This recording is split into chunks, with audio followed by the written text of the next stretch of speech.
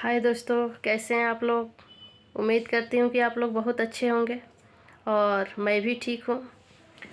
हम भोजपुरिया सरिता चैनल के माध्यम से आप लोग को एक गीत सुनाने जा रही हूँ जो भगवान राम ने आए थे केवट के पास नदी पार करने के लिए। तो केवट ने उनसे कुछ प्रस्ताव रखा, कुछ बात बोला था, तो उसको मैं अपने भोजपुरी अंदाज में आपको बता रही हूँ कि कैसे बोला था।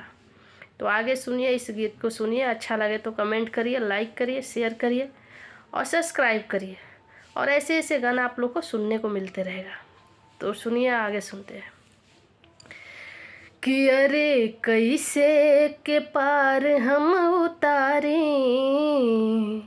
कैसे के पार हम उतारे, हमर नैया बन जई है नारे, कैसे के पार हम उतारे, कैसे के पार हम उतारे, हमर नैया बन जई है नारे, बन जई है नारी हो, बनी जई है नारी, कैसे के पार हम उतारे, कैसे के पार हम उतारे, हमर नैया बन जई है नारी, कैसे के पार हम उतारे, हमर नैया बन जई है नारी।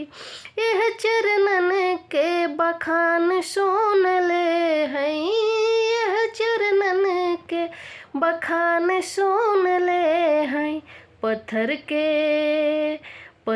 के बनवले रहनी नारी, पत्थर के बनवले रहनी नारी, हमर नैया बन जई है नारी, कैसे के पार हम उतारी, कैसे के पार हम उतारी, हमर नैया बन जई है नारी।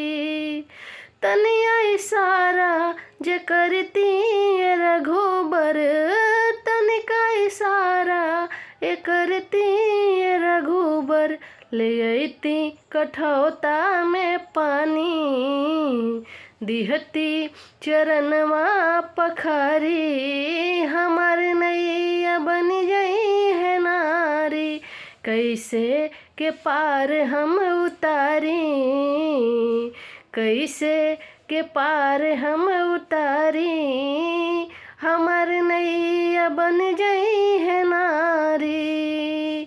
एगो मेहरिया से घर नाही चमले, एगो मेहरिया संभर ले न संभले, दूगो